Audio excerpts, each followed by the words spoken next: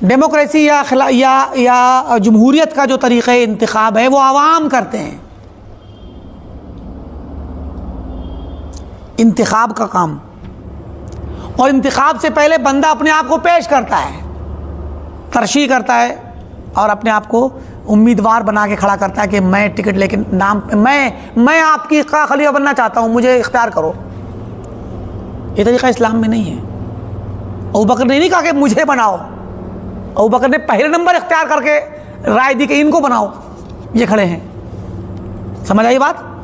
تو ایک تو یہ فرق ہے، ابتدائی فرق، کہ اسلام میں خود کو، بلکہ اللہ کے وسلم نے فرمایا ایک مرتبہ پیارے نبی صلی اللہ علیہ وسلم مسجد نبوی میں تشریف فرما تھے، آپ مسواک کر رہے تھے۔ صحیح مسلم کی روایت ہے، بخاری میں بھی ہے، مسلم میں تفصیل سے واقعہ ہے کہ آپ مسواک کرتے، ابو موسیٰ اشعری رضی اللہ تعالیٰ عنہ آئے، انہوں نے واقعہ بیان کیا، وہ تفصیل سے۔ تو آپ دیکھیے، آپ مسواک کر رہے تھے، ابو موسیٰ اشعری رضی اللہ عنہ فرماتے ہیں کہ میں نے دیکھا آپ مسواک بہت زور زور سے کر رہے تھے اور زبان پر بھی اندر ڈال کر کے اُع کی آواز آ رہی تھی آپ کے، اور آپ مسواک کرتے رہے۔ جب مسواک سے فارغ ہو گئے تو پھر آپ نے پوچھا ابو موسیٰ کیا بات ہے؟ ابو موسیٰ اشعری یہ یمن کے تھے، اصلاً ان کا قبیلہ یمنی ہے، اشعری قبیلہ۔ ان کے ساتھ 2 صحابہ اور آئے تھے، نئے مسلمانوں میں سے، یمن کے اشعری مسلمانوں میں سے 2 صحابہ اور ساتھ میں آئے تھے۔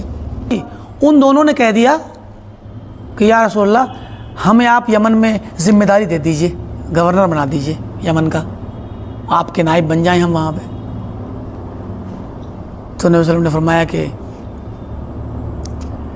اِنَّا لَا نُعْتِي هَذَا الْأَمْرَ عَنْ مَسْأَلَةٍ، یہ امر خلافت، امر ولایت، امر ذمہ داری مانگنے والے کو نہیں دیتے، ہم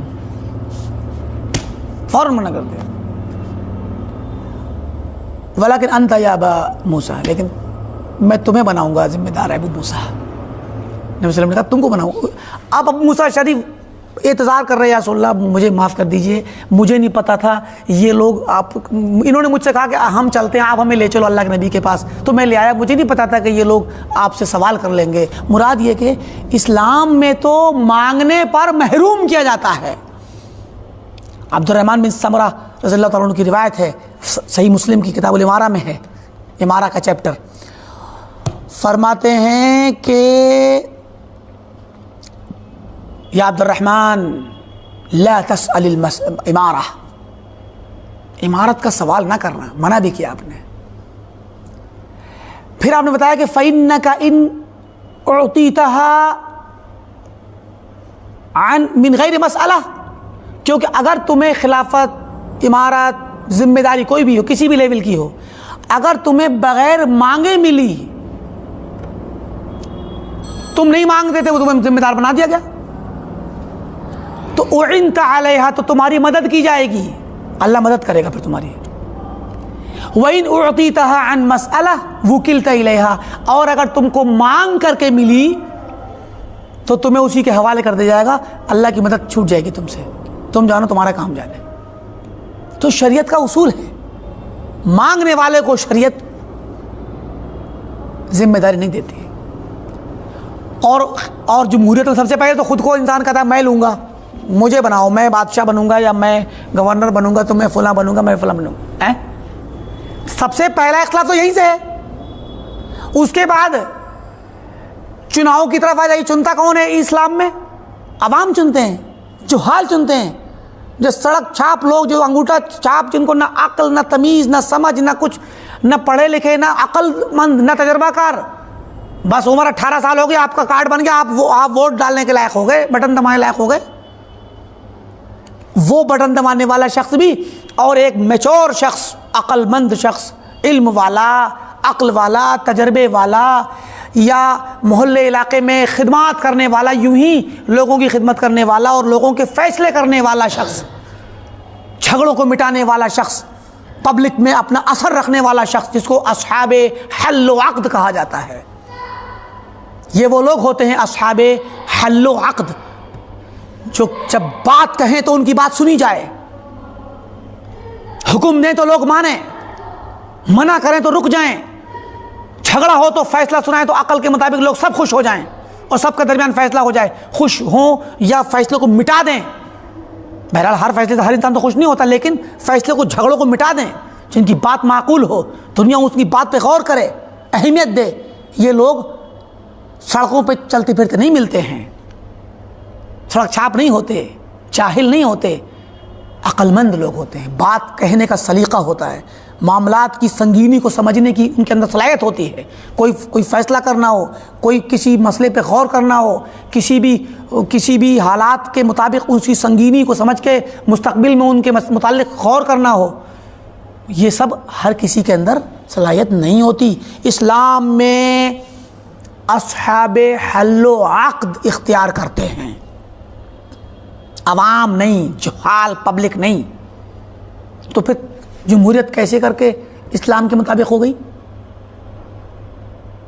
محض اختیار اور چناؤ کی بات کریں تو محض اختیار چناؤ تو عقلی چیز ہے، واقعے میں جب آئیں گے میدان میں تب تو آپ کو عوام دکھیں گے چننے والے۔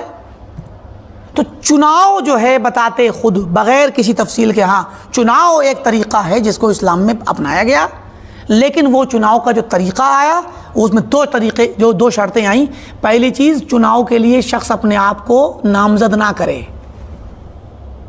خود نہ مانگے، مانگنے سے منع کیا گیا، اور بلکہ اس پر تحذیر کر کے، ڈرا کر کے، اور اس کی حقیقت بھی بتائی گئی، اگر مانگو گے پہلے تو دیں گے نہیں ہم، اور اگر اتفاق تمہیں مل گئی کسی وجہ سے مانگنے سے تو سمجھ لو تمہیں مدد نہیں ملے گی پھر اللہ کی طرف سے، بلکہ اس امارت اور ولایت اور ذمہ داری پر حدیث کے الفاظ ہیں، صحیح مسلم ہی میں روایت ہے، الامارہ نعمت المرضعہ وبئست الفاطمہ۔ امارت اور خلافت اور ذمہ داری، ولایت، یہ مرضعہ کہتے ہیں دودھ پلانے والی عورت کو، فاطمہ کہتے ہیں دودھ پلا کے 2 سال تک دودھ پلا کے دودھ چھڑانے والی۔ جب بچہ دودھ پی رہا ہوتا ہے، چھوٹا بچہ پیتے پیتے پیتے پیتے، ابھی تو جب پیدا ہوتا تھا تو اس کو ہوش نہیں ہوتا، لیکن دھیرے دھیرے وہ 6 مہینے کا، 10 مہینے کا، 1 سال کا جب ہوتا ہے تو تھوڑا آنکھیں کھل جاتی ہیں، چلنے لگتا ہے، پھر ماں کے دودھ پینے کی اس کی عادت رہتی ہے، تو 2 سال تک دودھ پینا حق ہے اس کا، بہت سی مائیں پلاتی بھی ہیں،